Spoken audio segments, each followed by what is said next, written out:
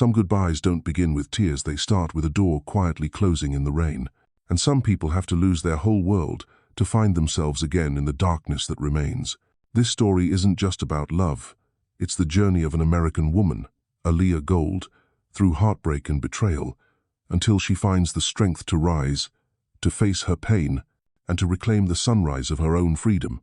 If you've ever loved the wrong person, ever been broken, or ever had to learn how to forgive yourself, stay here and listen. Hit the like button, subscribe, and turn on the notification bell so you can walk with me through all 10 chapters where each one is a step Aaliyah takes closer to truth, freedom, and genuine love. Autumn in Seattle, rain falling like a thin curtain over streets bathed in golden light. Ethan Marshall's mansion sat by Lake Union, where the water mirrored the city's glow like 1,000 scattered flames.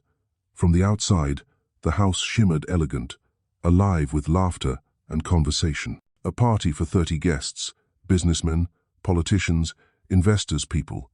Ethan called allies, and Aaliyah called the audience for her husband's usual performance. A white piano played a soft jazz tune. The scent of wine lingered in the air, mingling with the rhythmic click of heels on polished wood. Aaliyah Gold stood quietly in the corner, wearing an emerald silk dress, the one Ethan once said made her look like a queen. She smiled, greeted her guests, her voice gentle and her demeanor perfect. But inside, something in her had already fallen apart. Ethan arrived late. 2 hours after the party began, the door opened, and he walked in charcoal suit, shirt unbuttoned at the collar, the mix of cigar smoke and expensive cologne trailing behind him. Applause filled the room as he flashed the confident smile of a man who knew how to perform under the lights. But Aaliyah recognized that smell, that look. The eyes of a man who just left a bar, not home, not her, and came back only when it suited him. When he reached her, she whispered, "You're late." Ethan leaned down, the smile still in place. "Work, you know that. What kind of work leaves the scent of Havana cigars and someone else's perfume on your collar?"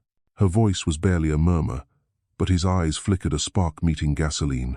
"That's sad," he said softly, "that a beautiful night starts with an interrogation. I'm just worried about you." "No need. I'm not a child that needs supervision." "Lo." Ethan turned away, took a glass of scotch from a passing waiter, and walked to the center of the room. His voice carried efficiently, sharp and polished. "You know," he said to the crowd, "my wife thinks she owns every breath I take." A few people chuckled, thinking it was a joke.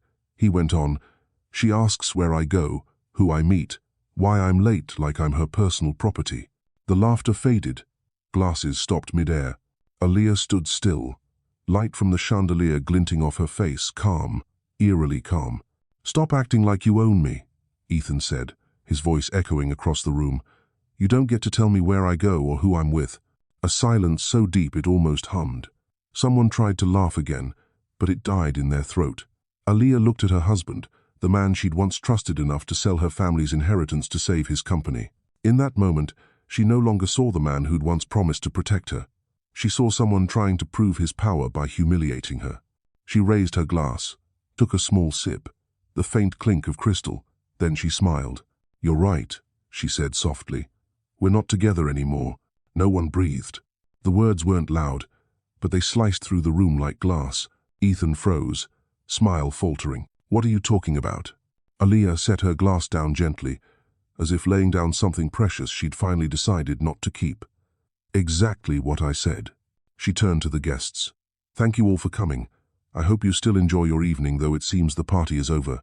Her heels clicked against the floor, each step a goodbye. "Aaliyah, stop. Don't be ridiculous," Ethan called out. But she didn't stop. When the door closed behind her, the laughter and music seemed to dissolve. Outside, the wind swept across the lake, carrying the cold breath of Seattle night. A black SUV waited. The driver bowed. She stepped in without looking back. Through the tinted glass, the mansion shimmered on the lake's surface, beautiful, distant, and false, just like the marriage she'd left behind. She didn't cry. She wasn't angry. She just felt light. As the car pulled away, her neighbor, Mr. Darnell, stood by the road, watching quietly. He nodded, and she nodded back. They'd spoken earlier that afternoon, when she'd handed him a sealed envelope. "If he tries to come home tonight," she'd said, "give this to him." That night, Ethan drank more, pretending to stay composed. Women, he told his guests with a dry laugh, can be dramatic sometimes. But in the eyes around the table, he saw something shift, pity in some, disdain in others. A few slipped out their phones. Videos began to spread. When the last guest left, the house fell silent.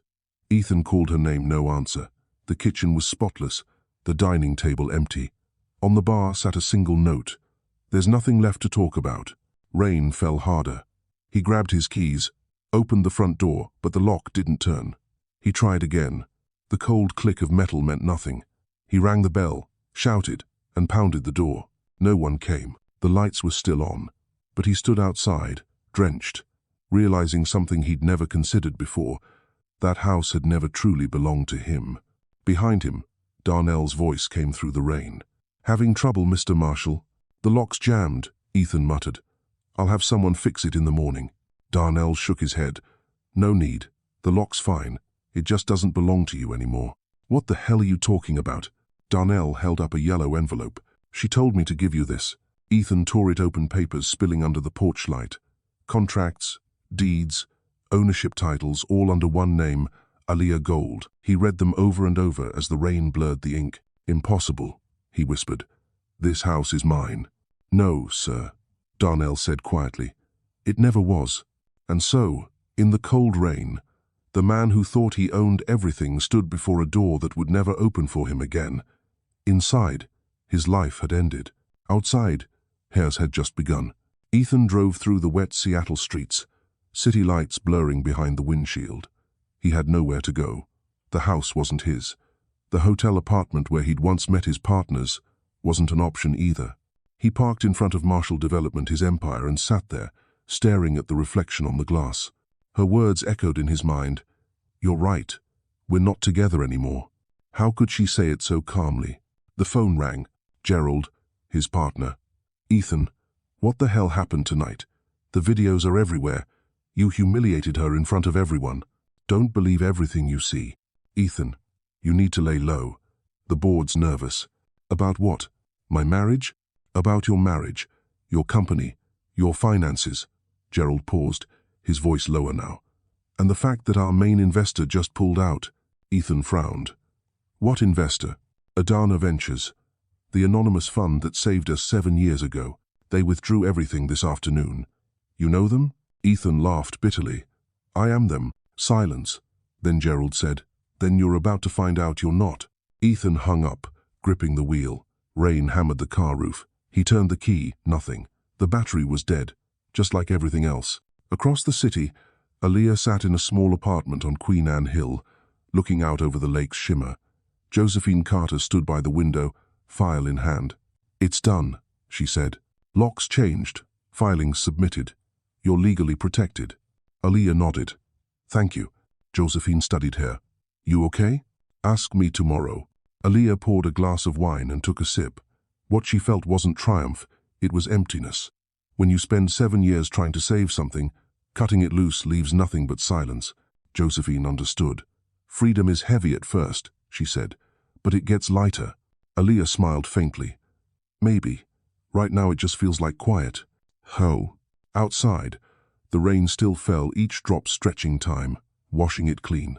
By morning, Seattle was buzzing. Videos from the party had gone viral. Ethan Marshall, the golden face of real estate, had humiliated his wife. Reporters dug deeper, uncovering records showing every asset under Aaliyah's name. The Seattle Times headline read, "The Woman Behind the Empire." Ethan read it in a small cafe, unnoticed. In the following table, 2 strangers talked about him. "She's incredible," one woman said. "He treated her like furniture, and she owned the whole damn house." The man across from her shrugged. "Serves him right. Maybe now he'll learn." Ethan set the paper down, cold with blood, and walked out into the street without direction. That afternoon, he went to his office. His keycard didn't work. The new security guard's tone was polite but firm. "Sorry, sir. You're not authorized to enter." Ethan gave a dry laugh. "I own this company." Not anymore, sir. It's under new management." He stepped back, staring at the glass building reflecting his rain-soaked figure, tired, hollow, and stripped of everything he thought was his. The house, the company, the marriage, None of it had ever truly belonged to him. That night, Aaliyah sat in her small study, laptop open. Her inbox was overflowing messages from women around the world. They thanked her, told her she'd given them courage. One wrote, "You reminded me I can walk away too." She read them quietly, her heart warm and aching at once. Freedom never comes without loss. Her phone rang. It was her mother-in-law, Elaine Marshall. "I saw the video," Elaine said. Aaliyah said nothing. "Can I come see you?" "Of course." Elaine arrived in a heavy coat, silver hair damp from the rain. She sat down and took Aaliyah's hand. "I'm sorry for what my son did, and I'm sorry I didn't stop him sooner. I raised him to be better, and—" Aaliyah squeezed her hand. "You don't owe me an apology." Elaine smiled sadly. "Maybe not, but I owe myself one." They sat by the window, watching the rain, two women from different generations, sharing the same quiet grief, loving a man so much they forgot themselves. "I don't want revenge," Aaliyah whispered. "Then don't," Elaine said. "Just rebuild." That night, Aaliyah opened her laptop and began drafting the first plan for the Gold Restoration Foundation, a program to help rebuild communities. She typed the first line, "Let's build something real." Outside, the rain had stopped. Inside her, a new season began. Meanwhile, in a dim hotel room, Ethan sat alone before the TV. The screen showed footage of Aaliyah leaving a courthouse, her head held high, her coat flowing in the wind. The caption read, "Aaliyah Gold, the woman who walked away from ownership." He turned off the TV and buried his face in his hands. In the sound of the wind outside, he heard her voice again. "You're right. We're not together anymore." This time, he didn't argue, because for the first time, he understood she was right. Seattle lay quiet that night. The lake mirrored the city lights, and in their reflection, two souls stood on opposite sides of freedom, one who had lost everything, and one who had finally found herself again. Their stories, one learning how to fall, the other how to rise, had only just begun.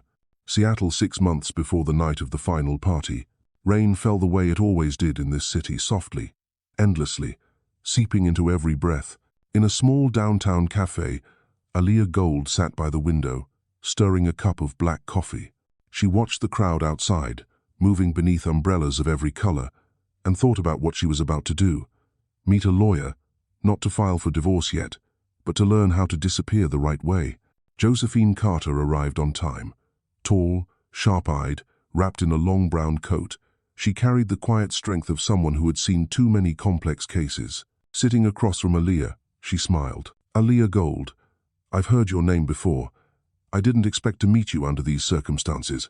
Aaliyah's tone was calm. "Neither did I. I want to learn how to leave without anyone noticing." Josephine didn't ask why. She opened her leather case and a small notebook. "You don't want to vanish," she said. "You want to be free, not invisible. Am I right?" Aaliyah nodded. "I used to think that love and silence could fix everything, but it seems silence only teaches people to believe you're weak." Josephine's expression softened. "Women are taught that silence is strength, but sometimes silence is just the space where someone else takes over." The words struck something profound inside Aaliyah. They talked for nearly 3 hours. Aaliyah told her about Ethan, about the early happiness, and how it slowly turned into coldness, control, and arrogance. She spoke of Marshall Development, where Ethan was praised as a financial genius, though no one knew the first investment had come from her inheritance. She didn't speak with bitterness, just exhaustion. "He never hit me, never cheated publicly," she said. "He just made me smaller every day until I couldn't recognize the sound of my own voice." Josephine nodded, jotting a few notes.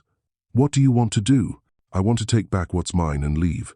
No scandal, no revenge. Disappear from his story." Josephine opened her laptop, laying out the plan. "First, we separate your legal assets.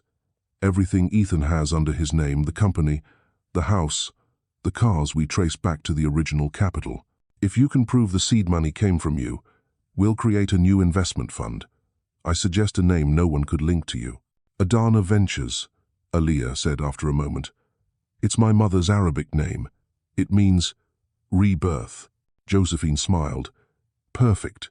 Hi." The plan was meticulous. Aaliyah would quietly withdraw funds from Marshall Development and reroute them through Adana Ventures. Ethan would suspect nothing. He still saw her as the domestic wife who didn't understand finance. At the same time, Josephine would prepare the legal work to transfer the ownership of their lakefront home solely to Aaliyah. Aaliyah listened, nodding slowly, and for the first time in years, she felt something unfamiliar, the weight of the steering wheel back in her own hands. Before leaving, Josephine asked, "Are you scared?" Aaliyah looked out at the rain. "Of course, but fear isn't living." When she left the cafe, she walked across the Fremont Bridge.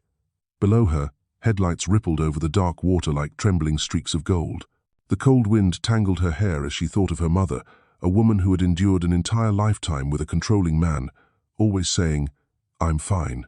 Aaliyah whispered, "I'm not fine, Mom, and I don't want to be fine like that." 3 days later, she began transferring the money, small amounts, legitimate, untraceable. She hired an independent accountant to audit the charity fund. No one knew that charity was the quiet tunnel through which she was reclaiming her freedom. Each night, while Ethan slept, she sat in her small office, the glow of the computer screen lighting her face. Downstairs, the clock ticked steadily, like the heartbeat of someone preparing for a silent escape. One night, Josephine called over video. "You know what's funny?" "What?" "He thinks he's in control, but really, he's performing on a stage you built." Aaliyah smiled faintly. "I'm not trying to get revenge. I want my name back." Josephine tilted her head. Justice doesn't always need noise. It just needs precision. By the 3rd month, everything was in motion. Aaliyah still appeared at Ethan's side at events, still smiled, still played the part. No one knew she was preparing her final move, the house. The lakefront mansion, their so-called symbol of love, had actually been purchased with her personal funds. Ethan's name was merely attached. Josephine filed the ownership adjustment, using the law itself as the scalpel. When the paperwork was finalized, Josephine called her. "It's done," she said. "From today, that house is yours, and only yours." Aaliyah sat quietly, staring at the documents. She didn't smile. The feeling wasn't triumph, it was a tender kind of grief. She had never wanted Ethan to lose. She just wanted him to stop erasing her. That evening, Ethan came home late, as usual. He didn't notice her sitting in the living room, her face calm under the candlelight. He tossed his coat on a chair and opened a bottle of whiskey. "Board meeting today. Exhausting," he said, half brag, half complaint. "I know," she replied softly. He looked at her. "You're quiet tonight. Not going to ask where I've been? No need anymore." He smiled, thinking she was finally mellowing. He didn't realize "no need" meant she had already let go. That night, after he fell asleep, Aaliyah opened a drawer, took out a small wooden box containing new keys and a folded note. She wrote, "If you're reading this, the locks have already changed. Don't look for me. Learn to find yourself." The next morning, she carried the envelope to Mr. Darnell, her elderly neighbor. "If he comes home tonight," she told him, "give him this." He looked at her, sighing. "You sure about this?" "Yes." "He won't understand." "I don't need him to. I need to go." That afternoon, she met Josephine again at the law office. Sunlight, rare in Seattle, glinted off the glass walls. Josephine smiled and handed her a thick folder. "This is everything. From now on, you don't owe him a thing." Aaliyah placed a trembling hand on the file. "Thank you. When I first met you," Josephine said softly, "you looked like someone buried alive inside her own life. Now you've climbed out. Don't ever go back to that grave." They hugged, wordless. That night, Aaliyah stood by the window of her rented apartment in Queen Anne Hill, the city stretching out below her. Lights shimmered across the lake like scattered memories. She thought of her mother, and the girl she once was, the one who believed love alone could save anything. Now she knew. Love only saves what both people want to save. She opened her notebook and wrote, "True freedom doesn't begin when you leave. It begins when you stop needing to be seen." The next day, Josephine texted her, "I've scheduled a backup court date, just in case he reacts." Aaliyah replied, "Thank you, but I don't think he'll notice until it's far too late." And she was right. Ethan didn't notice. He kept laughing, hosting parties, believing Aaliyah would always be there, gentle, patient, forgiving, until that one night, when, between the music and the candles, she said the 5 words that shattered his entire world. 6 months of preparation led to 5 seconds of truth. And in those 5 seconds, a woman was born again. Outside, Seattle was raining once more. Aaliyah stood in the soft glow of the streetlights, took a deep breath, and closed her eyes. There was no fear left, only the whisper of freedom, like wind moving across the lake that night. Seattle after midnight, the streets blanketed in mist, as if the sea itself were breathing over the city. Golden streetlights shimmered against the slick pavement, their glow beautiful, but cold. Ethan Marshall drove along the curve of Lake Union, the sound of the wind mixing with the faint clink of metal in his coat pocket, the house keys he still believed were his. He'd stayed at the party too long, forcing smiles, forcing laughter, drinking to drown out the moment of humiliation in front of 30 people. In his head, her words kept echoing. "You're right. We're not together anymore." Every time he remembered, his chest tightened as if someone was crushing it from the inside. When his car turned onto the maple-lined road leading to the gate, the clock read 1:47 a.m. The porch lights were still on. Everything looked normal. He got out, the wind biting through his coat, the keys rattling in his hand. Rain brushed against his collar. He slid the key into the lock, and it didn't turn. He frowned, tried again, left, right, harder. Nothing. "What the hell?" he muttered, forcing calm into his voice. The third attempt failed too. He pulled out his phone, ready to call Aaliyah, then stopped. Her number had gone dark hours ago. He pressed the doorbell. Silence. Only the wind whispers through the trees. He knocked, harder this time. "Aaliyah, open the door." No answer. Light still glowed through the upstairs curtains, but the house felt empty, like it hadn't been lived in for years. He slammed his hand against the door. "Aaliyah, what kind of game is this? Having trouble, Mr. Marshall?" The low voice came from behind him. Ethan turned. Mr. Darnell, his elderly neighbor, stood by the fence in a gray sweater, holding a yellow envelope. He stepped out of the shadows, calm, unbothered. "The lock's jammed," Ethan said, forcing a smile. "I'll get someone to fix it in the morning." Darnell shook his head. "No need. The lock's fine. It just doesn't open for you anymore." Ethan's expression darkened. "What the hell does that mean?" "She told me to give you this when you came back." Darnell handed him the envelope. Ethan tore it open. Rain blurred the corners of the papers, but the words were clear: title deeds, bank documents, property records.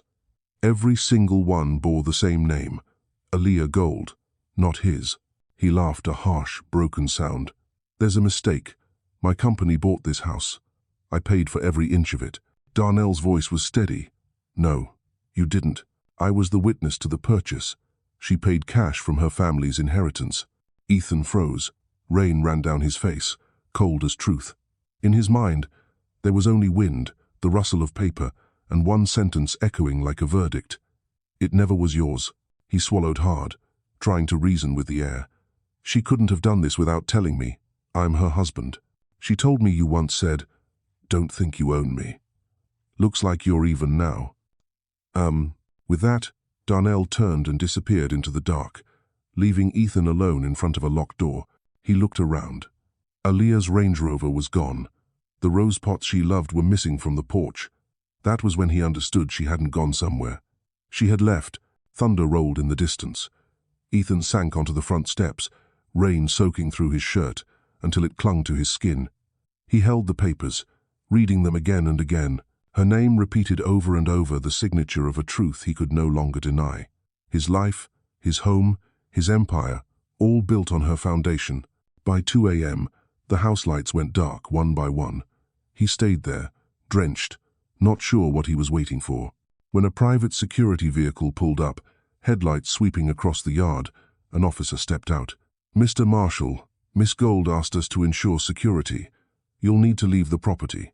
Ethan stared at him, stunned. "Security? At my house?" "Sir, this property belongs to Miss Gold." He didn't argue, just grabbed his bag, walked to his car, and drove away into the rain. In the rearview mirror, the house lights faded smaller and smaller until they vanished altogether. He didn't know where he was going. He just drove until morning broke. The first sunlight slipped through the hotel blinds, pale and unforgiving, revealing everything: the stains on his shirt, the hollow under his eyes after a sleepless night. He turned on the TV. The morning news replayed the video from the party, his drunken voice shouting, "Stop acting like you own me," followed by Aaliyah's calm reply, "You're right, we're not together anymore." The anchor's voice was steady. The video has reached over 5 million views in 8 hours. Online audiences are hailing Aaliyah Gold as a symbol of modern women's strength. Ethan switched off the TV and threw the remote onto the bed. His phone buzzed Gerald. "Ethan, we've got a serious problem." "What now?" "The bank froze our corporate accounts. Our main investor, Adana Ventures, pulled everything. And the legal ownership of the house? It's all under her name. Did you know anything about this?" Ethan went still.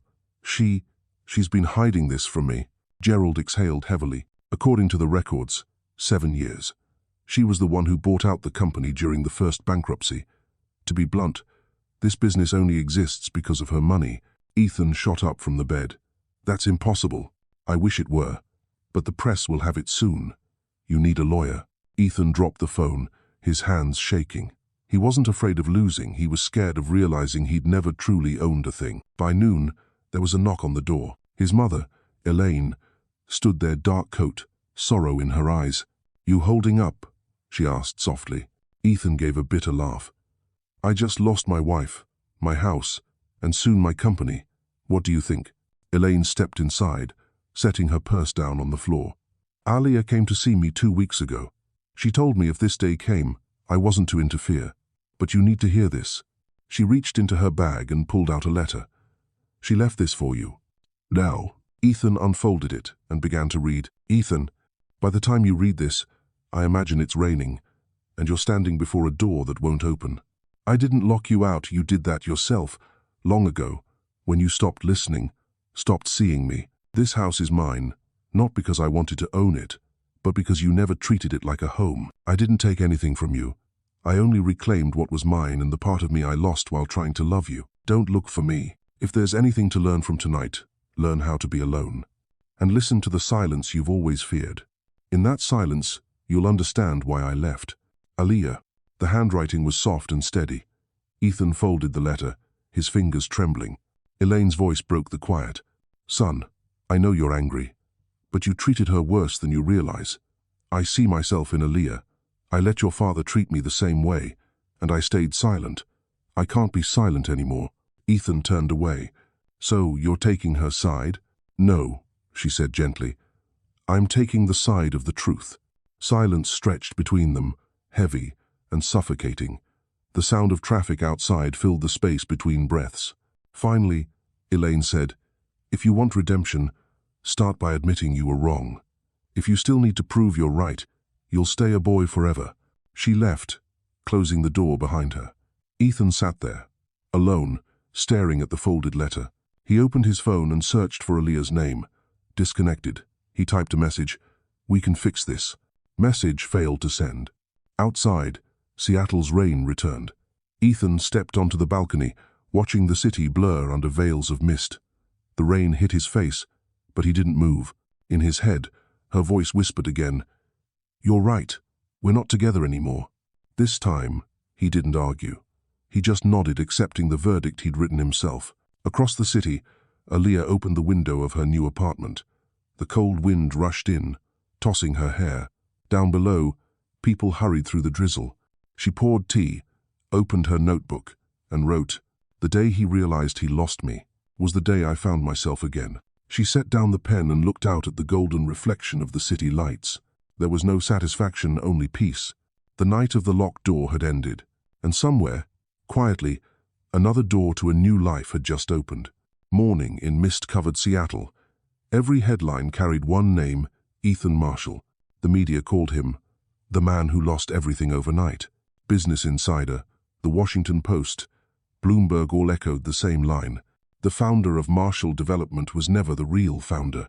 On every screen, Ethan's hollow face and sleepless eyes replayed beside the video of the party, him laughing, her calm, and the world watching a man bury himself with his own words. Ethan sat in his stripped-down office, staring at the grey sky. The walls were bare, the company's framed logo gone, leaving faint squares of dust behind. His coffee was cold. His hand trembled as he held the morning paper. Gerald walked in carrying a thick stack of papers. "The board's asking you to step down temporarily." Ethan gave a broken laugh. "Temporarily? They want me gone." Gerald set the papers down, voice low. "Ethan, I know you feel betrayed, but they're trying to save what's left. You've become the problem now. Ethan gripped the edge of the desk. Without me, this company wouldn't exist. Gerald met his eyes. Without Aaliyah, it never would have begun. The air in the room chilled. Ethan turned toward the window, swallowing his rage. Below, the city moved on as usual, but his world was collapsing in silence. After Gerald left, Ethan sat motionless. The clock ticked, steady and merciless. He thought of the early days, Aaliyah beside him, reading contracts, her notes precise. Her hand rested gently over his when he grew tense. Her soft smile. "Don't worry, I believe in you." She didn't anymore, and he had no one left to believe in. By afternoon, the media swarmed outside Marshall Development. Reporters crowded the steps, flashes bursting as Ethan exited.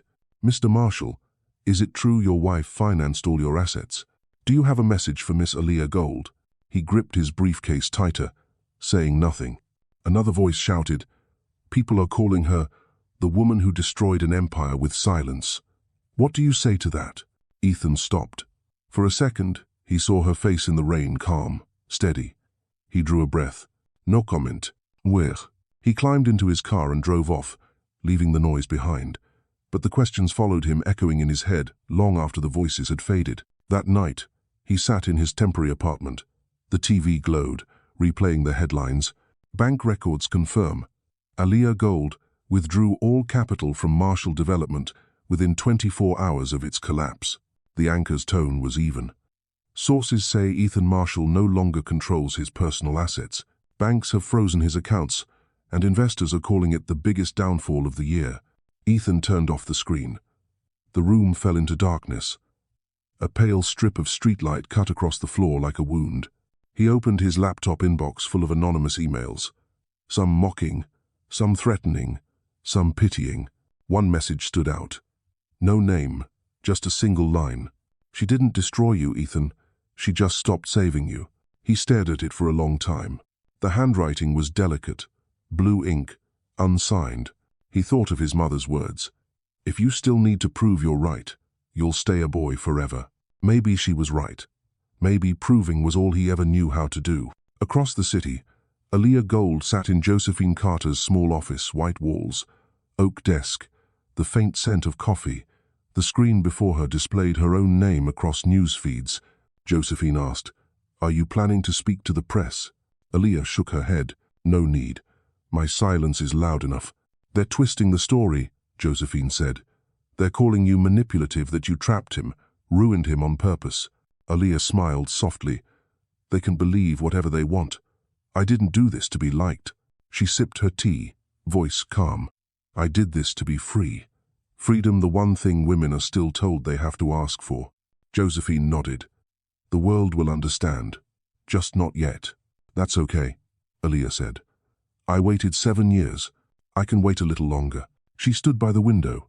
Outside, Seattle shimmered under light rain, streets glowing like threads of gold. She felt no triumph, only peace tinged with quiet sorrow. When she stepped out of the office, a crowd of reporters was waiting. She strolled, her coat flowing in the wind. Cameras flashed, questions fired.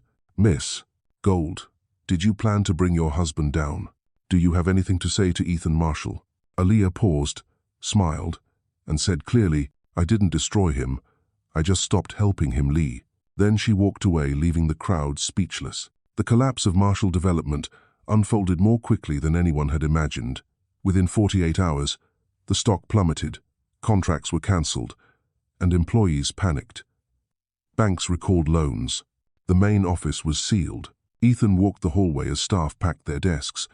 A young secretary lowered her head, avoiding his gaze. He stopped and said quietly, "I'm sorry." She shook her head. "I'm not angry, Mr. Marshall. I'm just afraid of becoming you." The words pierced deeper than she knew. By evening, Ethan was escorted out of the building. As he passed through the revolving doors, he turned back one last look at the company logo. Late sunlight flashed across the glass, lighting the golden M for a single heartbeat before it disappeared into shadow. Outside, the sky was gray again. Rain returned. Ethan shoved his hands into his pockets and walked down Pike Street, shoes soaked, coat heavy, but he didn't care. At a small bar, he sat and ordered whiskey. The bartender glanced up, recognition dawning. "You're Ethan Marshall, right? The guy from the news?" Ethan gave a half smile. "Used to be. The bartender poured a drink. "Sometimes people have to lose everything to see what's real." Ethan took a sip, the burn sharp, almost welcome. He looked up at the tiny TV in the corner. On screen, Aaliyah appeared, answering reporters with that same calm strength. "I didn't destroy him. I just stopped helping him, Lee." The bar went silent. Ethan stared at her image, another blade, but this one clean. He didn't feel anger, only understanding. Later, he walked across the Fremont Bridge. The lights reflected off the water below, trembling. He remembered Aaliyah once saying Seattle's rain made people honest. He'd laughed then, called her romantic. Now he wondered if she'd seen the ending even then. By nightfall, he was back in his small rented room. His phone buzzed non-stop with calls from lawyers, bankers, and shareholders. But one message made him pause. It was from Josephine Carter. "She never wanted you ruined. She just wanted to live. If you're smart, let her." He read it twice, then deleted it. But the words stayed anyway. Days later, the headlines changed. Aaliyah Gold to speak at Women in Business Summit, New York. On screen, she stood beneath bright lights, her voice steady and warm. "Freedom isn't about leaving someone. Freedom is about not letting anyone define your worth." The audience, hundreds of women, rose to their feet in applause. Aaliyah smiled, light in her eyes, as if she had finally laid a heavy stone down. Ethan watched the video from his dark room, the screen's glow reflecting off his tired face. He wondered, if he'd loved her differently, would she have ever needed to be this strong? That night, he stepped onto his balcony. Rain began to fall, soft, familiar, like the night he lost everything. But this time, he didn't feel cold, just hollow. A gust of wind rolled a crumpled newspaper to his feet. He picked it up. On the front page was her photo, beneath the headline, "The Woman Who Walked Away from Ownership." Below it, her quote read, "I didn't want to win. I just wanted peace." Ethan folded the paper and set it on the railing. He looked toward Lake Union, where the house once stood, where the locks had changed, where his life had turned. He didn't know where to go next. Only that when a woman falls silent, sometimes a man's entire world comes undone. Across the city, Aaliyah sat at her new desk, reviewing papers for her latest venture, Gold Restoration Properties, a housing project for low-income families. She signed the first contract with a quiet smile. Josephine walked in. "The news about him is everywhere. Do you feel sorry for him?" Aaliyah shook her head gently. "No. Just sad." "Sad for what?" "For a man who once had the chance to love truly and didn't." Outside, rain rewashed the city, but inside her heart, the sun had finally risen. Courtroom number 3 of the King County Courthouse was packed to capacity. Cold white light spilled across the wooden benches, where journalists jostled for space, cameras lining every aisle. Outside, the Seattle air was damp and gray, winter creeping in through every crack of the door. In the front row, Aaliyah Gold sat upright in a charcoal gray suit, hair pinned neatly, her gaze clear and calm. Beside her was Josephine Carter, lawyer, friend, and witness to every quiet battle that had brought them here. Across the room, Ethan Marshall kept his head low. His black suit was wrinkled, his face gaunt, shadows deep beneath his eyes. Days of detainment and hearings had stripped away the polish of the man who once graced the cover of Forbes. The judge's gavel struck sharp, final, echoing like the toll of an ending era. The civil case of Aaliyah Gold versus Ethan Marshall is now in session. Josephine rose. Her voice was low and even, yet it carried through the room like a command. "Your Honor, this case is not about money. It is about truth, about a woman erased from her own creation, about a man who lived inside a castle built from someone else's faith and then set it on fire himself." A quiet intake of breath swept the courtroom. Cameras flashed. Josephine opened the thick folder on her desk, holding up contracts, transfer papers, and emails. 7 years ago, Marshall Development Corporation was rescued from bankruptcy by an anonymous investment of $200 million. Today, we will prove that the investor was none other than Aaliyah Gold. Ethan closed his eyes. He already knew. He'd always known. But hearing it spoken aloud publicly, undeniably still felt like suffocation. Josephine continued. "Mrs. Gold transferred her inheritance from the sale of Gold Estate into the company through a trust fund called Adana Ventures, established under her mother's name. Her intent was simple: to save her husband's company. For the next 7 years, Ethan Marshall claimed every success as his own, publicly branding himself a visionary, while his wife, the financier and silent executive, was erased from every document, every stage. Ethan's lawyer stood, tense. "Objection, Your Honor." The plaintiff consented to her husband's management of the company. "This is marriage, not fraud." Josephine turned to him, her tone soft as a blade. "Marriage is not a license to deceive." The room rippled with whispers. The gavel came down again. Order. Then came Aaliyah's turn. She walked to the stand, the light catching her face. Cameras clicked like rainfall. The world held its breath. "Miss Gold," Josephine said gently, "would you tell the court, in your own words, what brought you here today?" Aaliyah looked out over the room, her voice steady, slow, and deliberate. Every word weighted. "I spent 7 years believing love could change someone. I believed that if I stood behind him, he would soar higher. I sold my family's past to buy him a future. I didn't realize that when a woman steps back to lift someone else, she risks becoming invisible." No one moved. "He told me I should know my place, that his success came from hard work, and mine from being born lucky. I stayed silent, until one day I saw my mother's eyes staring back at me in the mirror. She used to say, 'Never let someone measure your worth by their wallet.' I didn't listen, and I paid the price." A single tear slid down, but she didn't bow her head. Josephine lifted another document. "This is the Oakmont property deed, the home Mr. Marshall claimed he purchased. Only one name appears on it: Aaliyah Gold." Ethan looked up, eyes hollow. He stared at the paper, then at her. No rage, no pride, only a deep, breaking sorrow. His lawyer asked quietly, "Miss Gold, if you truly wish to leave, why not simply speak to your husband instead of planning his downfall?" Aaliyah's answer was calm. "I did speak for years, but some men only believe when they see blood. I let him lose everything, because my words were never enough." "Oh." A murmur rippled through the gallery. Josephine presented the final evidence: emails between Ethan and his associates mocking the rich wife, gambling receipts, and proof of deceit. Ethan said nothing. He just sat, head bowed. When Josephine rested her case, she glanced at Aaliyah and nodded. "Thank you. We're done." Aaliyah stepped down. Their eyes met for the first time in months, two people who had once been everything to each other, now standing among ruins only they could understand. During recess, the hallways overflowed with reporters. Aaliyah walked through flashes of light, her calm smile unwavering. She gave no statement, just a slight nod before disappearing into the witness room. Inside, Josephine poured her tea. "You okay?" Aaliyah exhaled. "I am, but looking at him, it's like watching a house burn one I built myself." Josephine sighed. "Sometimes, to save yourself, you have to let the fire take what you once loved." Across the hall, Ethan sat in silence, his lawyer talking into a void. He heard nothing, only the sound of Aaliyah's voice replaying in his mind, each word peeling another layer off his pride.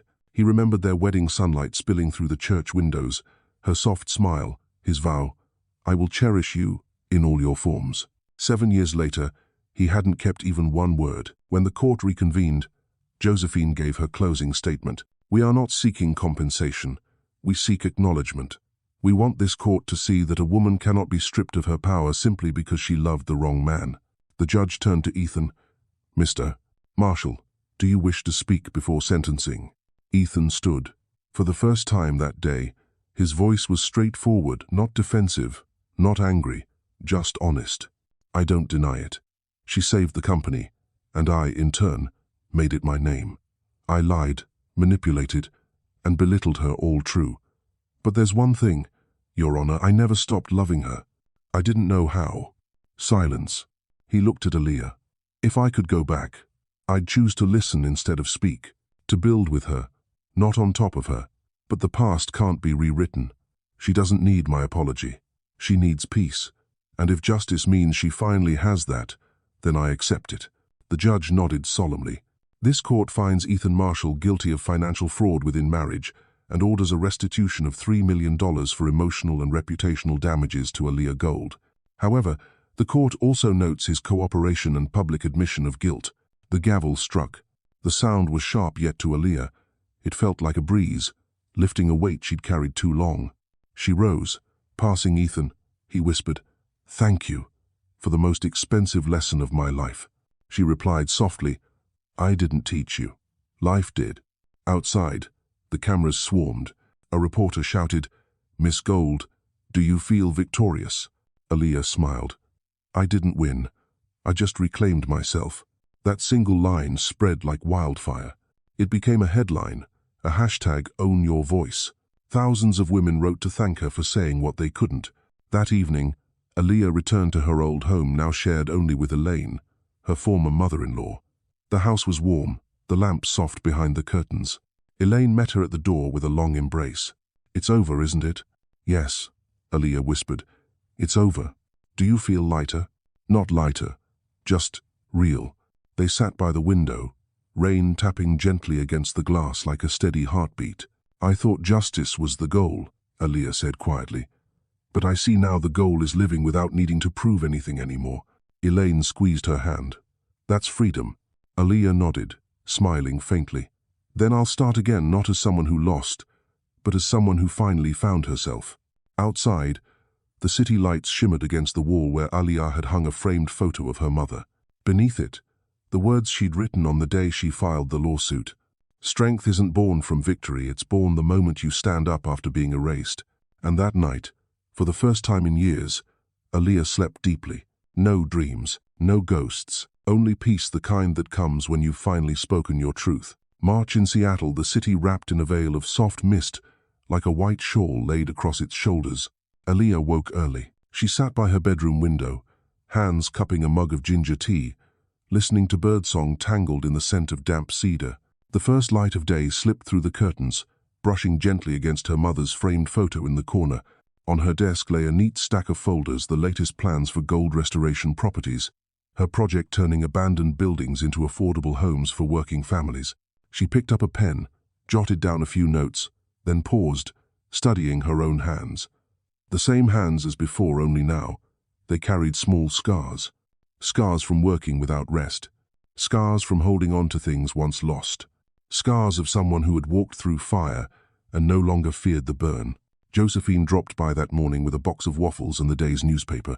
"Front page," she said, half proud, half amused. Aaliyah unfolded the Seattle Times. Her photo filled the cover, hard hat, safety vest, a genuine smile beneath the headline, "The woman who turns ruins into homes." Josephine grinned. "See? They finally remember you for what you're building, not what you survived." Aaliyah smiled softly. "It's about time. I've spent too long being known by his name." Josephine's expression shifted. "You heard the news?" Aaliyah looked up. "What news?" "Ethan. He withdrew what little money he had left, sold his car and left town. No one knows where." Aaliyah set the paper down quietly. "Good. He needs to disappear from this city's memory." "Do you feel sorry for him?" A faint, wistful smile. "I don't mourn the man who hurt me. I mourn the man I once believed he was." They fell silent, watching as the mist lifted with the sunlight beginning to touch the skyline. That afternoon, Aaliyah visited the construction site in South Seattle, once an abandoned factory, now transformed into a housing complex for more than 300 families. Every window glowed with light. The air carried the sound of children's laughter. A little girl with curly hair ran up, clutching an old book. "Miss Aaliyah, can you sign my book? You built our house." Aaliyah knelt, smiling. "What's your name?" "Keisha." "Nai." Aaliyah signed the first page. "For Keisha, who proves small dreams can build great things." The girl ran off, leaving Aaliyah with a heart that felt light as air. She looked up at the new building. On its wall hung a plaque engraved with the words, "The Adana Homes, in memory of a woman who believed love means giving, not disappearing." Her eyes shimmered, but the tears no longer burned. As dusk settled, Josephine drove over. "You working late again?" "Not tonight," Aaliyah said, smiling. "Let's go to the beach. I want to hear the waves." They drove out of the city. The wet highway shimmered like a silver ribbon under the lights. When they reached Alki Beach, the waves were restless, but the salt air was gentle. Aaliyah stepped out, slipped off her shoes, and walked barefoot across the sand. The March sea was cold, yet she didn't flinch. She spread her arms and let the wind weave through her hair. From behind, Josephine watched her and smiled. You know, Aaliyah, in all my years of practicing law, I've never seen anyone rise from their own ashes like you. Aaliyah turned toward her, eyes distant but peaceful. I didn't rise to prove anything. I rose because I'm still alive. They sat on the beach for a long time, watching the waves, listening to the rhythm of the ocean sinking with their own hearts. Aaliyah whispered, I used to think love ends in loss, but now I know sometimes it ends simply when truth comes to light. The wind carried her words away, folding them into the sound of the sea like a quiet prayer. 2 months after the trial, Aaliyah expanded her initiative, the Adana Literacy Program, which teaches immigrant women and single mothers how to read and write. The renovated building gleamed with new paint and bright windows. Every morning, dozens of women gathered to learn. One afternoon, as she reviewed the plans, her phone rang an unknown number. Aaliyah Gold speaking. A man's voice, low and hesitant. It's me, Ethan. She paused. How did you get this number? I asked Josephine.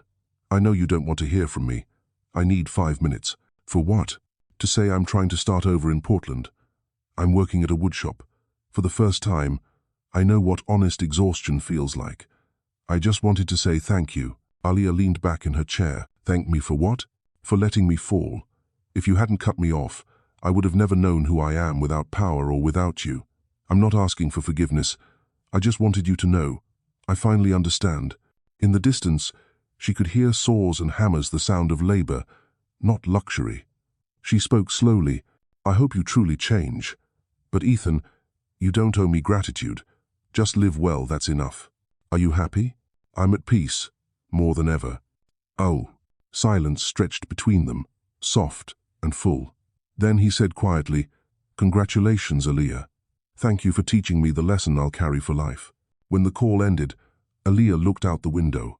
For the first time in weeks, sunlight poured across her desk, bright and steady. That afternoon, she visited the literacy center. By the window, an older woman with silver hair was practicing her handwriting. When she finished, she looked up, beaming. I just read my first word. Thank you. Aaliyah squeezed her hand. Thank you for not giving up. When the woman left, Aaliyah opened her journal and wrote, Healing doesn't come from revenge. It comes from choosing kindness when you have every reason to be cruel. That evening, Elaine welcomed her home with the scent of apple pie. They ate quietly, the clock ticking softly in the background. Elaine asked, Are you ever afraid to love again? Aaliyah smiled. I'm not afraid of love, Mama. I'm only afraid of losing myself. But if I ever love again, I'll love as a free woman, not a sacrifice. Elaine nodded. Then you've truly grown. After dinner, Aaliyah stepped into the garden. Her mother's lavender still bloomed. She placed a few sprigs in a vase by the window. The night breeze drifted in, calm and sweet. She whispered to herself, to her mother, to the quiet. I found my voice, Mama, and I'll never lose it again. Oh. Far away, the city glowed, and somewhere within it, maybe Ethan was beginning his own dawn, hammer in hand, trying to rebuild a life from the wood and dust of what remained. And perhaps that, too, was a kind of closure. Aaliyah closed the door, turned off the light, and climbed the stairs. Sleep came easily, soft as a spring blanket. No false laughter, no echoes of cruelty, only the steady sound of rain and the breath of someone finally at peace.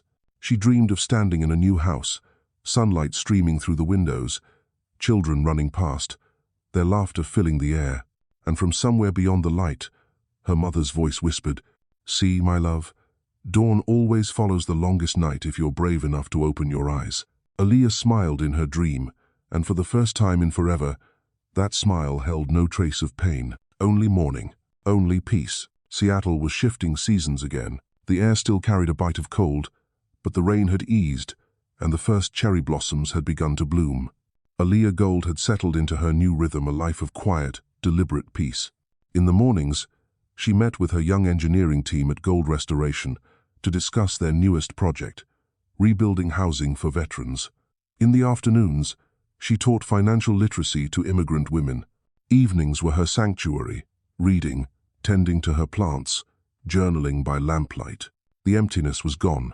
Sometimes, when the city fell silent and the wind swept across Lake Union, she could still smell the rain from those years before. But the memory no longer cut like a blade. It was just a healed scar, a reminder of the fire she had walked through and survived. One Friday night, Josephine came by. Same as always, brown coat, coiled hair, sharp eyes softened with warmth. They sat in the living room, sipping red wine and listening to a slow jazz record. "I'm heading to New York for a while," Josephine said. "The Bar Association invited me to lecture. You'll be all right without me?" Aaliyah smiled. "I'm not the kind of woman who needs rescuing anymore." They both laughed. Josephine studied her with quiet pride. "You know, I tell my students about you, about how justice doesn't start in a courtroom, it starts the moment someone dares to tell herself the truth." Aaliyah's smile softened. "I was lucky you believed me from the start." "Oh," Josephine shook her head. "No, Aaliyah, you did that on your own. You saved yourself." They clinked glasses, the sound delicate, but full of meaning. When Josephine left, Aaliyah stood by the door, watching her friend disappear beneath the streetlights. The night air carried a faint scent of lavender. Peace real, earned peace filled her chest. For the first time it felt like her life had closed its final chapter. But peace never lasts forever. 2 days later, as she entered the office, her young assistant Lucas rushed toward her, face pale. "Miss Gold, you need to see this." He handed her his phone. On the screen, the Daily Post headline screamed, "Gold Restoration accused of embezzling federal housing funds." Aaliyah froze. "What?"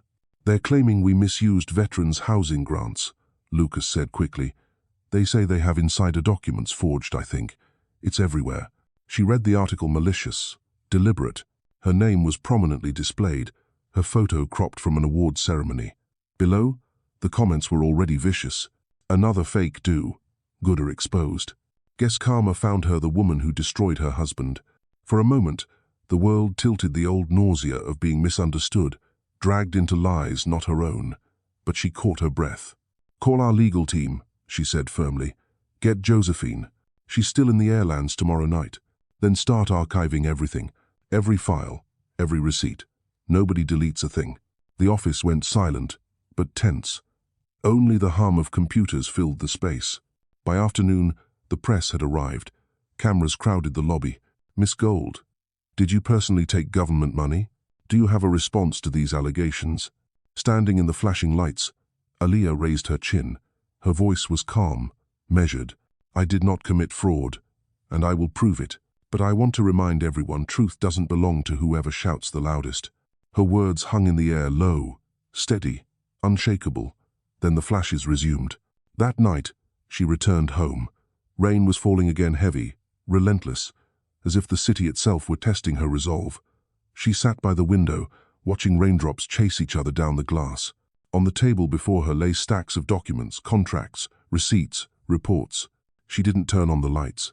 Street lamps painted the room in gold and shadow. In the glass, she saw her reflection, older, steadier. "No one can drag me back," she whispered. "Not anymore." She opened her laptop and began sending emails to her lawyers, auditors, partners, verifying every line of every account. Her hands trembled slightly, but her eyes did not. Near midnight, her phone buzzed. A text from an unknown number. "This will be fun, Aaliyah. Let's see how long you last this time." No name, no ID. Her heartbeat quickened. One name flashed through her mind, Vincent Caldera, Ethan's old associate. The one who vanished after the Marshall collapse, the man whose silence was never a sign of peace. Aaliyah locked her phone and clenched her fists. This time, she wouldn't run. By morning, the building was surrounded, reporters, drones, lenses everywhere. Lucas tried to hold them back, but the questions pierced through. "Miss Gold, sources say $2 million in veterans' funds went into your personal account. Is that true?" Aaliyah faced them squarely, coat buttoned, expression calm. "If that's true, I'll take full responsibility. But if it's a lie, I hope the world will see who built it." She turned, entered her car, and drove away, leaving behind the noise of accusation. Her destination, the Seattle FBI field office. Josephine had already arranged an appointment with Agent Harris. Inside, Harris shook her hand. "We've reviewed the materials. There's evidence of tampering." "Tampering?" "Yes. Your digital signature was cloned. but the access log came from Portland. Aaliyah froze. Portland? Do you know anyone there? She didn't answer right away. A face surfaced in her mind, tired eyes, a quiet apology over the phone weeks ago. Ethan. On the drive back, she said nothing. Lucas glanced at her through the rearview mirror. You think it's him? Aaliyah's voice was soft. I don't know, but if it is, I need to hear it from him. That night, she sent a single message. Ethan, if you're involved, stop. Don't destroy what you just started rebuilding. No reply. 3 days later, the FBI released their findings. The falsified files were traced to a private server owned by a shell company under Vincent Caldera's name. The ghost had returned. Caldera, the shadow investor from the Marshall days, the man who laundered money through Ethan's empire, then vanished after the trial. Now, he was back, and Aaliyah was his new target. Josephine called from New York, her voice sharp with alarm. Aaliyah, listen to me. Don't go anywhere alone. Caldera doesn't just smear reputations, he silences people. Permanently. Aaliyah gave a small, steady laugh. I'm not afraid anymore. You don't understand, Josephine snapped. He's not Ethan. He doesn't have a conscience. But Aaliyah did understand, and that was precisely why she couldn't step back. If she yielded now, everything she'd built, every voice she'd helped lift would crumble. That night, she stayed late in her office. Outside, the rain came again, and the neon reflections flickered across her window, two worlds overlapping. One of light, one of shadows creeping closer. She began drafting a letter to city officials, attaching every verified record. At the end, she signed it. Aaliyah Gold. I'm not hiding from the dark. I've lived in it before. I know how to turn the lights on. When she hit send, a strange calm filled her chest, half fear, half power. The past had opened its door again, but this time, she wasn't the woman trapped inside. This time, she held the key. The last days of April in Seattle were quiet but heavy. The rain wouldn't stop, and the sky never fully brightened. News about the gold restoration investigation flooded social media. Newspapers kept releasing exclusive information, inside sources, signs of fraud. The image of Aaliyah Gold, once a symbol of strength and compassion, had now been dragged down by sensational headlines. She read the news once, then turned off the screen. Inside her, there was no more anger, only the exhaustion of someone who had realized darkness doesn't disappear when you win once. It just waits for a chance to return. In the morning, Aaliyah went to the office to meet her legal team. On the table were stacks of papers proving the transparency of every fund. Her young lawyer, Mariah, reported, "We've verified all the accounts. Not a single dollar went into a private pocket. But there's something else." There. What is it? There's a fake account under your name, opened at a small bank in Portland. The electronic signature is an exact match, and the veterans' funds were transferred there before the accusation. The air in the room turned cold. Aaliyah looked at the printed page, showing her signature perfect and terrifying. "Someone may have copied old data," Mariah said. "We're working with the FBI, but you need to prepare for the worst. The media won't wait for the results." Aaliyah nodded. "Let them talk. I can't control the world's mouths, only how I stand still." She stepped onto the balcony, watching the rain fall over the lake in the distance. In the glass reflection, she saw another woman, no longer a victim, no longer a fugitive, but someone who had learned to face cruelty without losing her grace. That afternoon, as she was about to leave, Lucas ran in. "Miss Gold, someone's here to see you. He says his name is Ethan Marshall." The room froze. Ethan walked in his coat, soaked, hair messy, face hollow, but his eyes more transparent than before. He stood before her, his voice low but steady. "I know about this, and I think I know who did it." She looked at him for a long moment, then asked softly, "Vincent Caldera?" He nodded. "Yes, he's taking revenge. When my company collapsed, he lost tens of millions of dollars. I thought he disappeared, but he was hiding, waiting. He knows how to manipulate data and forge signatures, and he wants the world to believe you're a fraud." Aaliyah folded her arms, calm. "Do you have proof?" "Not yet, but I have a lead. One of his old associates reached out. Caldera is using a virtual network to launder money through your veterans' housing project. He's using your name to cover his trail." She looked at him. "Why are you telling me this? Do you owe me something?" Ethan shook his head. "I don't owe you. I owe myself. You taught me to see the truth. If I stay silent now, I'll become the man I used to be." Aaliyah was silent for a moment. In his eyes, she saw something real fragile, honest, something she had longed to see during their marriage but never did. "All right," she said. "What do you want to do?" "Help you bring him into the light. If you do this, he'll come after you," she warned. Ethan gave a faint smile. "I'm not afraid anymore. I've already lost everything." She looked out at the rain, then nodded. "Then let's begin." That night, they sat together in a small room on the 12th floor, with only the sound of rain and the glow of a desk lamp. On the screen were trails of data funds moving from fake charities, through intermediaries, into an account under her name. Ethan said, "Caldera never signs anything himself. He uses others. But there's a small detail: every transaction runs through a private server in Portland, the same IP I used when I worked with him. He's trying to frame me and drag you down with me." Aaliyah's voice was calm. "Then are you willing to testify?" "I'm willing to do anything to end this." Outside, the rain poured harder. Below, the city glowed red with the lights of traffic and sirens. Their shadows stretched across the wall. Two people who had once been enemies, now sitting side by side, not for love, but for justice. Ethan asked quietly, "When this is over, what will you do?" "I'll keep living," she said. "And you?" He smiled sadly. "I just want a chance to live as a good man." She looked at him, half pity, half distance. "Then this time, don't fail again." He nodded, eyes firm. "I won't. I've seen real darkness now, and I know light doesn't come from promises. It comes from action." They shook hands, strange, unfamiliar, like two former enemies now united toward one goal: the truth. In the days that followed, Aaliyah and Ethan worked quietly, collecting evidence and coordinating with the FBI. Ethan provided a list of Caldera's old associates, including one crucial name, George Sandino, a fintech expert who ran Caldera's server network. The FBI arranged to meet George under the guise of a civil investigation. But before the meeting could happen, George's car exploded just as he left the parking lot. The news shook the entire city. Ethan slammed his fist on the table. "He's erasing the trail." Aaliyah stayed calm. "Then we move faster." She called Agent Harris directly. Together, they devised a trap, a bait account under her name, filled with fake data from a new veterans fund.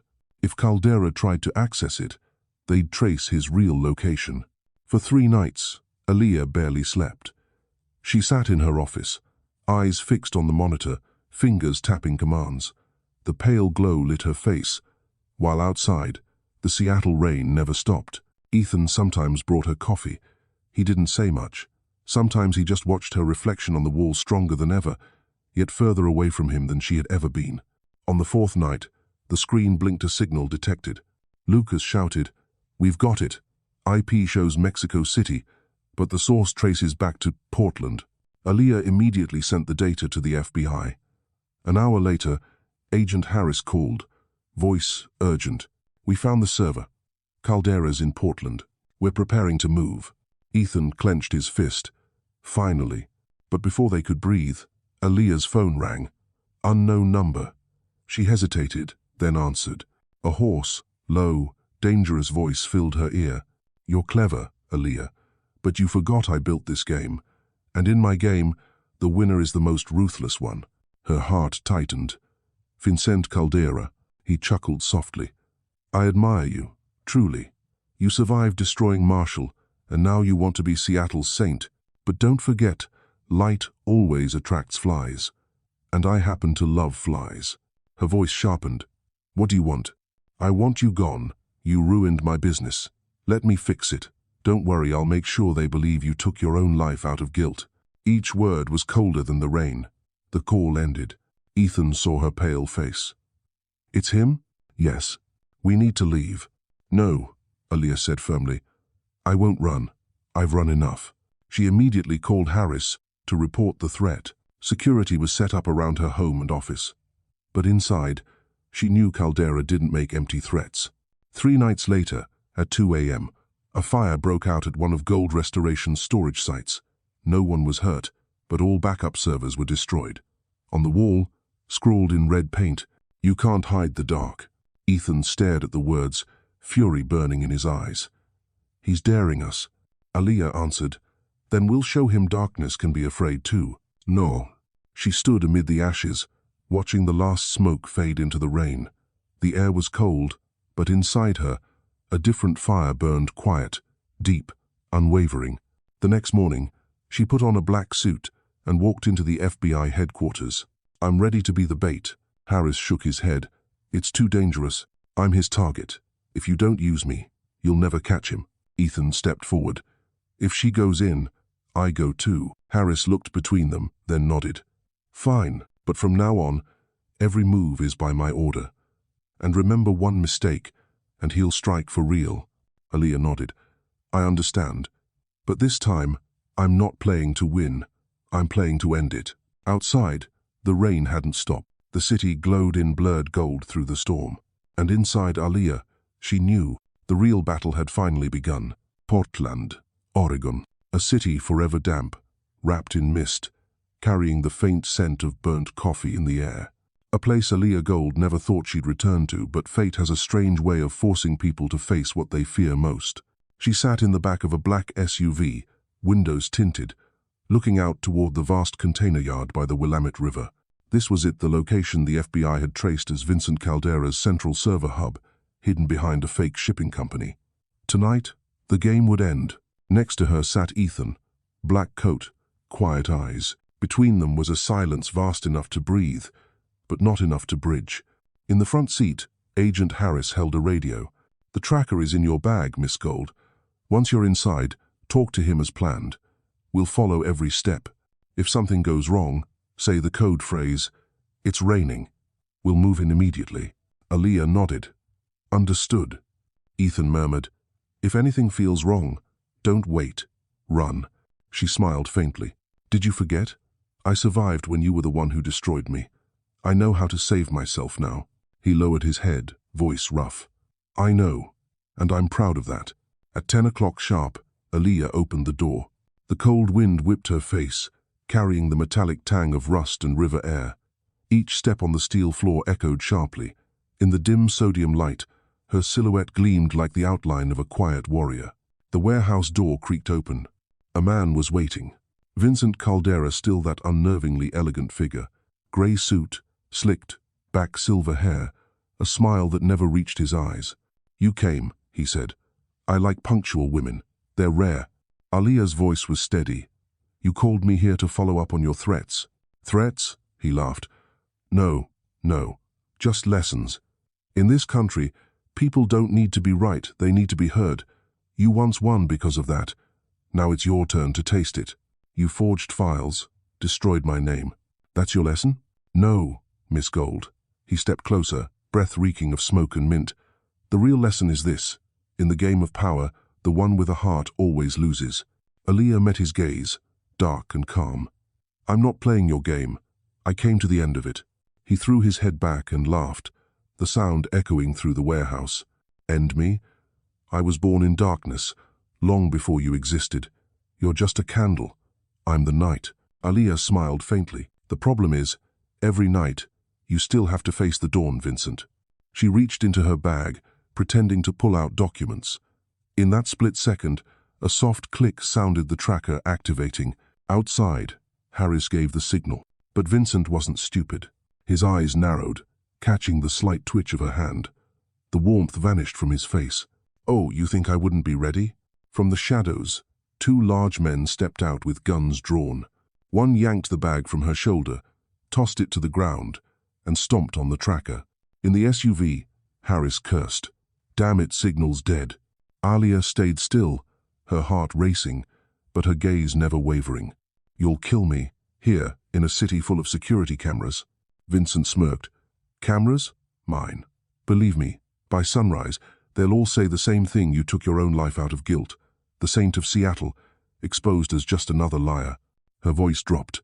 "You don't understand. I'm not the woman I used to be." Then, a faint flicker above light glinting from the ceiling. Hidden inside an old lamp, a secondary FBI camera began transmitting. They'd planned for him to destroy the primary tracker. Outside, Harris shouted into his mic, "Visual confirmed. Move in." Sirens wailed through the docks. Vincent Spoon, face pale. "You..." "Yes." Aaliyah said calmly. I'm the bait, but you're the fool who bit. The doors burst open. Floodlights blazed. FBI agents stormed in, guns raised, shouting commands.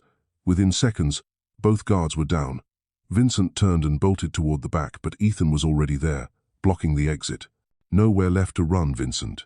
You traitor, Vincent snarled. No, Ethan said quietly. I just chose the light for once. Vincent drew his gun. The shot cracked through the air. Aaliyah screamed as Ethan lunged forward, shoving her aside. The bullet tore through his shoulder. Blood sprayed. Agents swarmed in, pinning Vincent to the concrete floor, cuffing him as he shouted obscenities. Aaliyah crawled to Ethan, who lay on his back, pale but smiling faintly. Told you, he rasped. This time, I'm not running. She clutched his hand, tears mixing with rain.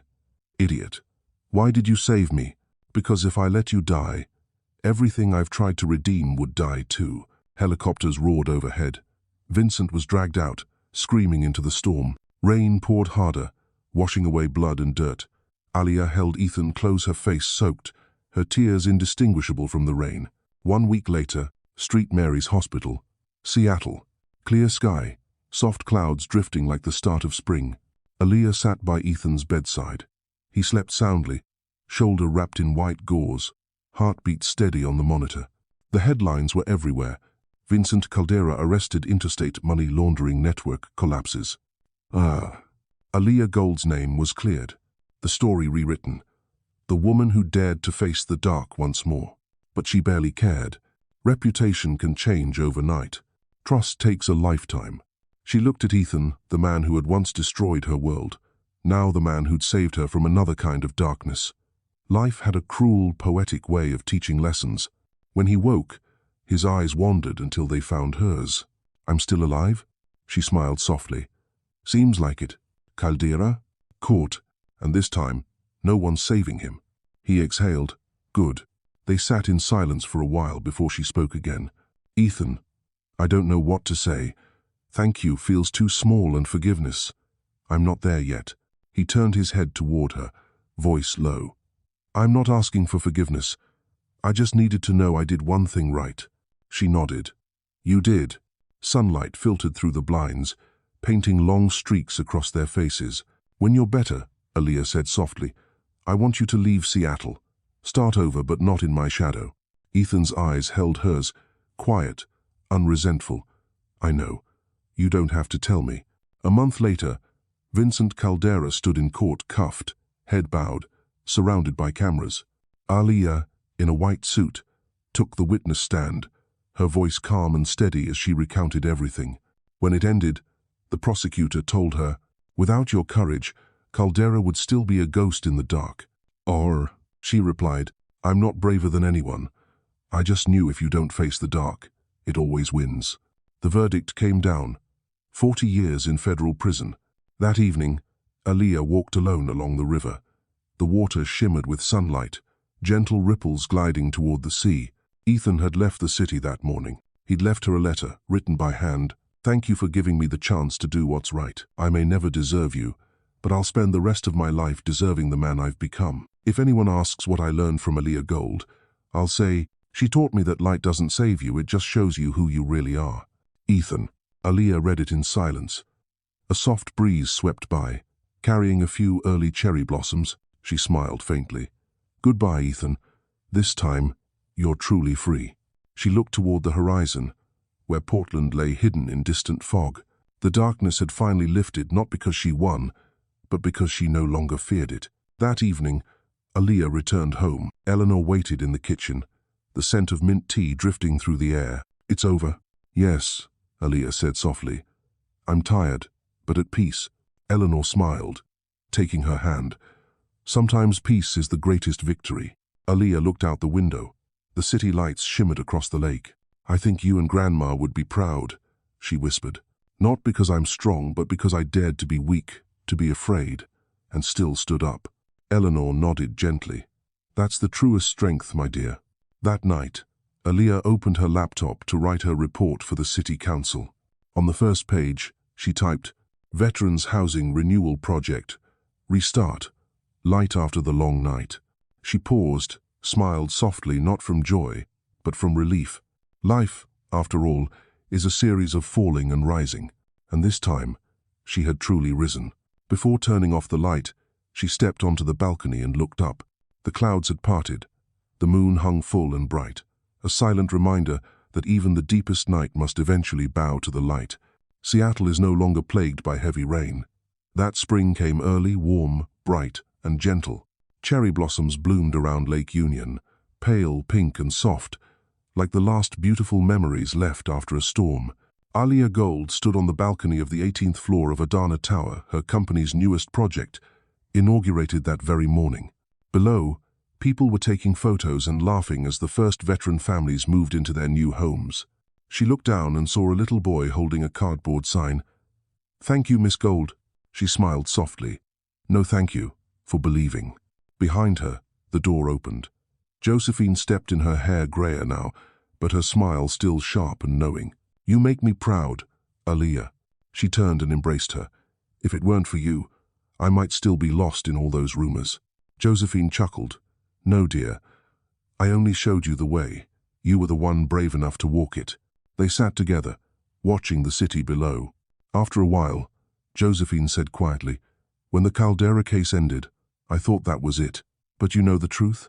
It never really ends. Every day, the light has to be chosen again." Aaliyah nodded. "I choose it every morning the moment I open my eyes." Her phone rang. She glanced at the screen, a number from Oregon. "Is that him?" Josephine asked. "Yes. Will you answer?" "I think I should." Aaliyah stepped toward the balcony and answered. Ethan's voice came through, distant but warm. "Hi, Aaliyah. I'm not calling to ask for anything. I just wanted to say, I've made it another year." She smiled. "Let me guess, you're working with your hands again?" "Yeah. I'm helping build houses for low-income families in Salem. Wood, steel, sweat, no stocks, no reporters. Just reality, and I like it." "You've found peace, then?" "Not yet, but I'm headed the right way. What about you?" "I don't need to search anymore. It's already around me." For a few seconds, they said nothing. The wind from the lake carried a faint scent of salt.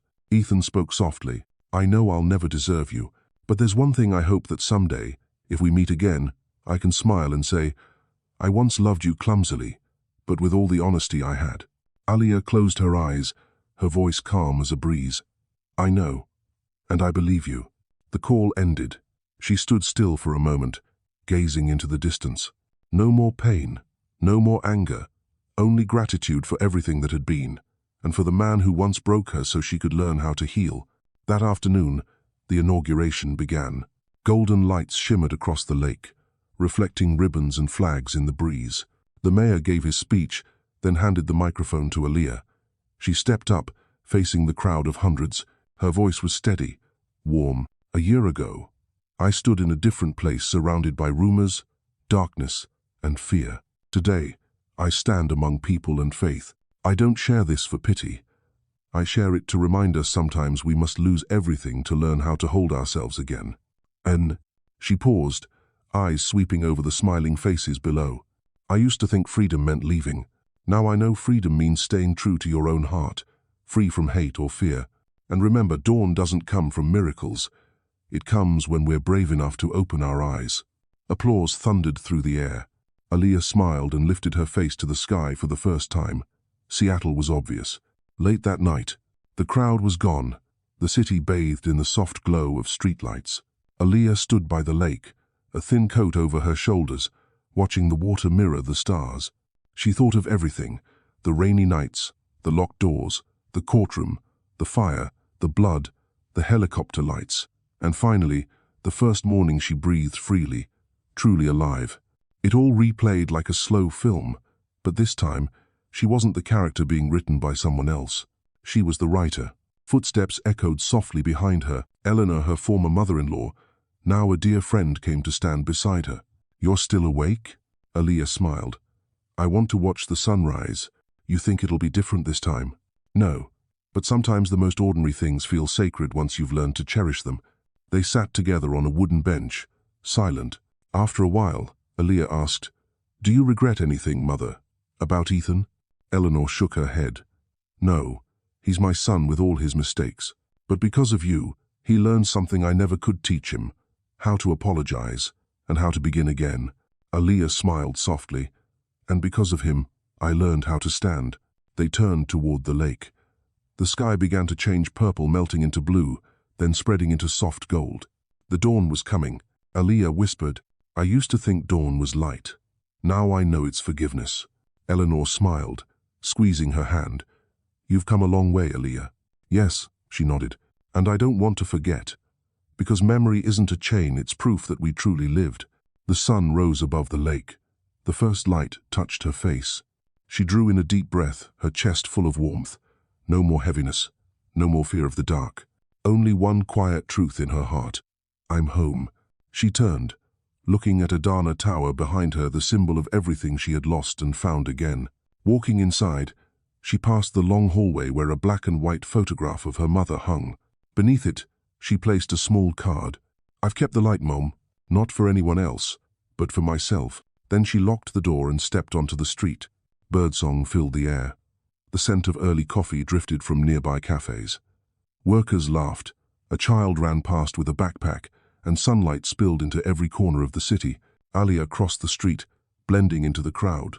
Ordinary, as if the storms had never been. But in each step was an entire lifetime of courage, loss, and rebirth. Somewhere, perhaps, Ethan was standing at a construction site, squinting at the same sun, smiling as if they were still looking at each other through that light, quiet, gentle, and honest. And then, a new day began. No crowds, no cameras, no triumphant applause. Only a woman who had finally learned how to live, to love, and to forgive in her own way. The sunrise blazed across Lake Union, mirroring the sky itself. Aaliyah whispered, the final words of her journey: "In the end, I don't need to win against anyone. I need to be myself under the light of this dawn." Thank you for walking with Aaliyah Gold through the dawn of freedom.